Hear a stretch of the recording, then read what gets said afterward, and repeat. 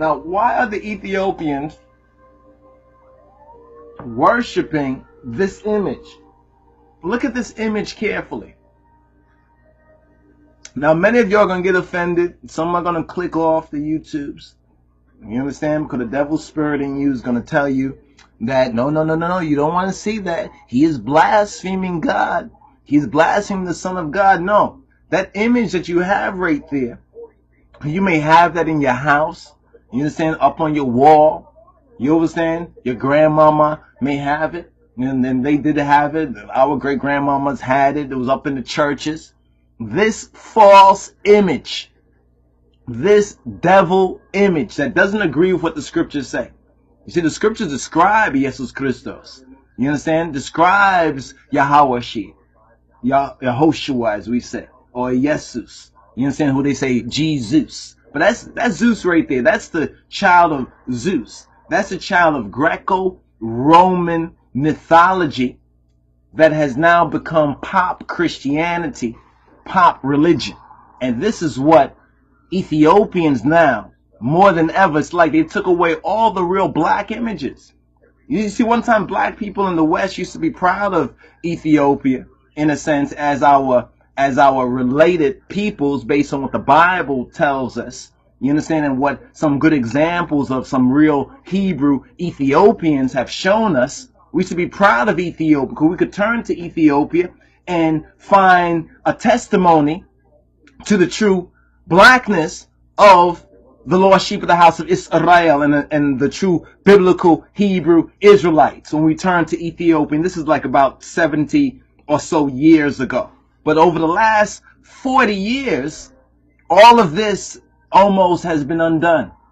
There's a modern whitewashing of the Ethiopian, you know what I'm saying, ancient images of the Savior. There's a whitewashing going on, and it's going on right before our eyes. And this is why the word says that ye Ethiopians also, you know what I'm saying, will be slain by my sword.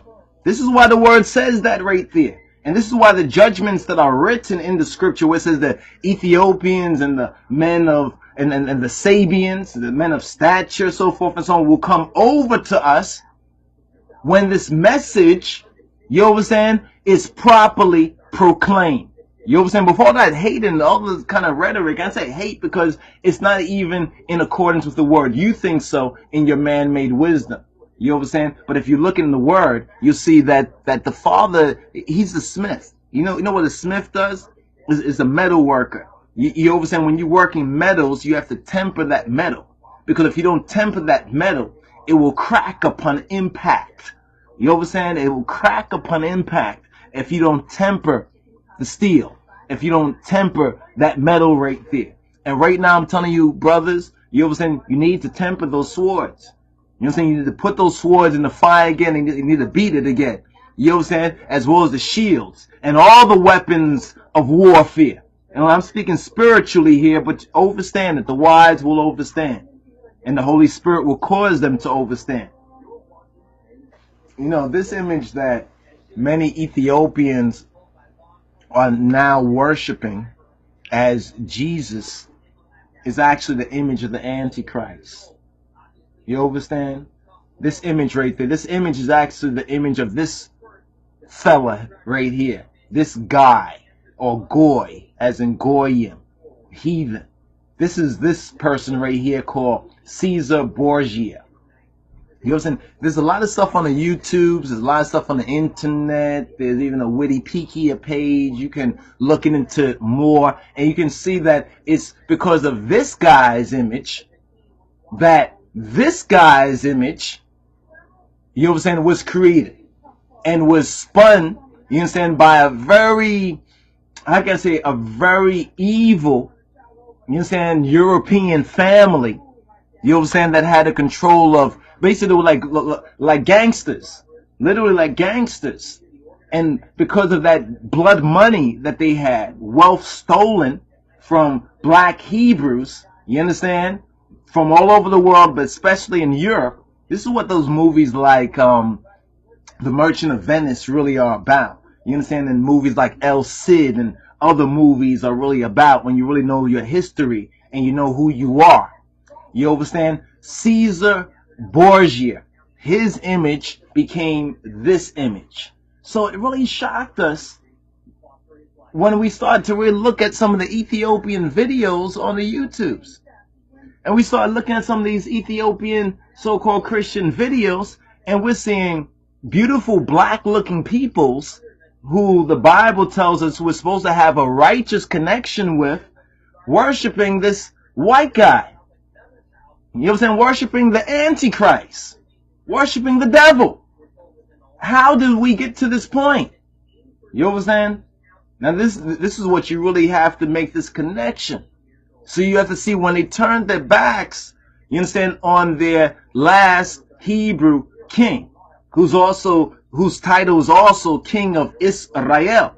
Now a lot of the BHIs can't really digest that right now because they haven't been fed that. They haven't been given that.